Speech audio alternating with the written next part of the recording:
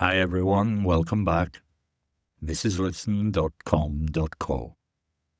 And this is the advanced English version of the attack on London, the 7/7 London bombings. There's a short series on Netflix at the moment, at the time of recording, and a number of our students are watching it, so this is my explanation of what happened during that time. On the morning of 7th of July 2005, the 7th of July 2005, the usual hustle and bustle of London's morning commute. That's the normal goings-on, the normal day-to-day activities. The hustle and bustle of London was brutally interrupted when 4 suicide bombers, men carrying improvised explosive devices, homemade bombs, detonated, which means triggered or exploded. They detonated their deadly cargoes on 3 underground trains and a double-decker bus. This is a bus we have in London with two levels. These coordinated attacks claimed the lives of 52 civilians. Claimed the lives of is a formal way to say killed. 52 civilians and wounded over 700 others, making it the worst terrorist atrocity. An atrocity is an extremely cruel, violent act. The worst terrorist atrocity in modern British history. A morning that turned to chaos. What had begun as an ordinary summer day in London descended into horror. This is an idiom. Quickly turned into a terrible situation. Descended into horror. Just the day before, the city had celebrated winning the bid to host the 2012 Olympic Games. This was a moment of national pride. But within 24 hours, that joy had been eclipsed, overshadowed or hidden, eclipsed by grief and confusion. The attacks were timed for the rush hour. This is the period when public transport is at its most crowded. 3 bombs exploded almost simultaneously inside underground trains. One between Liverpool Street and Aldgate, another between Edgware Road and Paddington, and the deadliest between King's Cross and Russell Square. And this one killed 26 people in that carriage alone. Roughly an hour later, approximately an hour later, the 4th device was detonated on the top deck, the top level of a bus at Tavistock Square, tearing the vehicle apart and leaving behind a now iconic image of its mangled frame, its twisted, distorted frame. Panic, paralysis, and the search for clarity. In the immediate aftermath, the city was brought to a standstill. An idiom, completely stopped functioning. The city was brought to a standstill. The entire London Underground system was closed. Buses were halted, stopped, and streets were choked with thousands of confused commuters. Choked with is a phrasal verb. Filled with and slowed by. Choked with thousands of confused commuters, trying to make sense of the unfolding tragedy.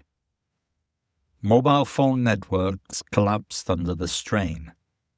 This means they stopped working due to too much usage. They collapsed under the strain. People tried desperately to reach their loved ones, but the mobile phone network collapsed under the strain. Emergency services swung into action. Idiom began responding with full effort. Swung into action. Yet even the emergency services were caught off guard.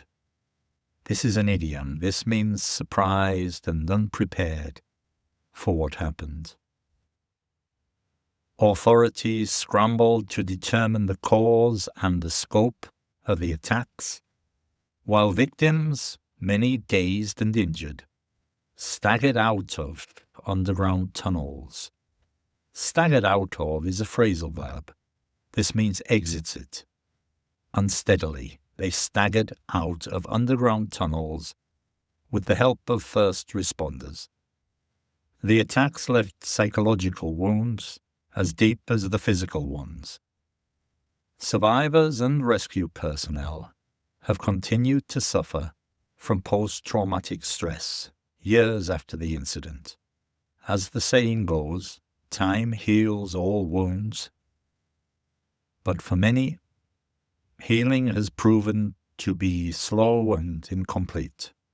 Ordinary people, extraordinary loss. The victims of the 7/7 attacks were a cross-section of London life. Office workers, students, tourists, parents. Some born in the UK, others from countries such as Turkey, Ghana, Mauritius, and Vietnam. Among them was Arthur Frederick, a 60-year-old museum guard, Marie Hartley, a young mother and artist, and Martine Wright, who lost both legs in the blast, but later became a Paralympian, representing Britain in the 2012 Games. Her journey of recovery became a powerful symbol of resilience, the ability to recover from difficulty, resilience.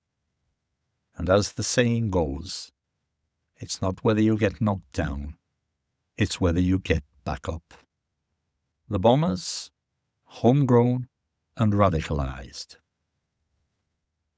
What shocked the nation most was that the perpetrators were not foreign operatives, but British-born men, raised in West Yorkshire and Luton. Their familiarity with UK life made them even more dangerous. They flew under the radar. This is an idiom, meaning they remained unnoticed or undetected. They flew under the radar. All 4 attackers were killed by their own devices, just as they had intended. They were inspired by Al-Qaeda, the militant Islamist organization, also responsible for the 9/11 attacks in the US and the Madrid train bombings in 2004. Al-Qaeda's ideology positioned the West as the enemy and used these attacks as revenge for military involvement in Iraq and Afghanistan. Their motivations sparked serious debate about radicalization, the process by which people come to adopt extreme beliefs, radicalization, and how British society could identify and prevent such threats from within. The failed copycat attack. 2 weeks later, on the 21st of July, 5 other men tried to launch a copycat attack. This is an idiom, an attempt to replicate, to copy a previous crime.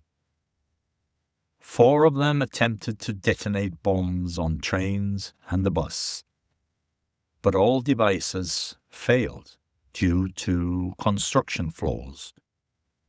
One suspect abandoned his bomb in a park instead.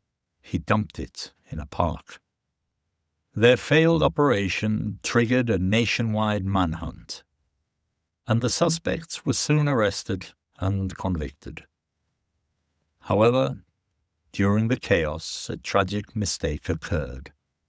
Jean Charles de Menezes, a Brazilian man, was mistakenly believed to be a suspect and was fatally shot by police officers at Stockwell Station.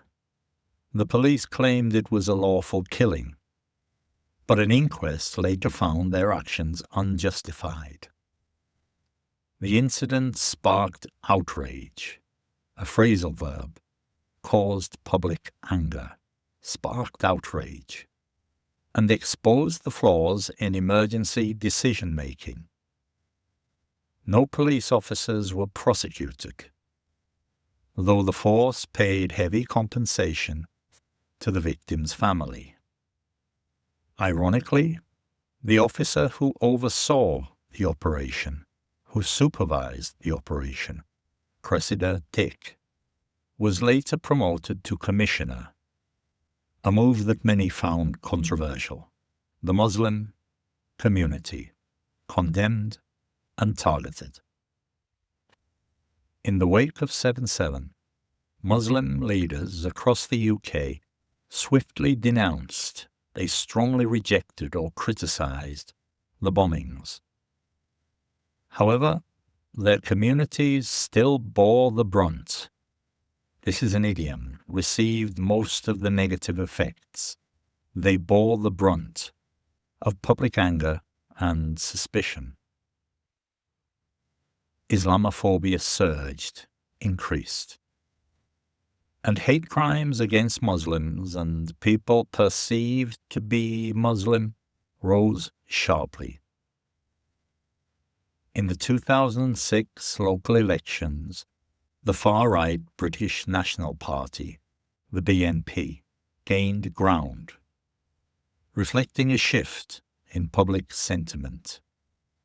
The government's response included expanding the Prevent programme, which aims to stop people from being radicalized. However, critics argued that it unfairly singled out, targeted, a phrasal verb, it singled out Muslim communities, while ignoring the growing threat of far-right extremism.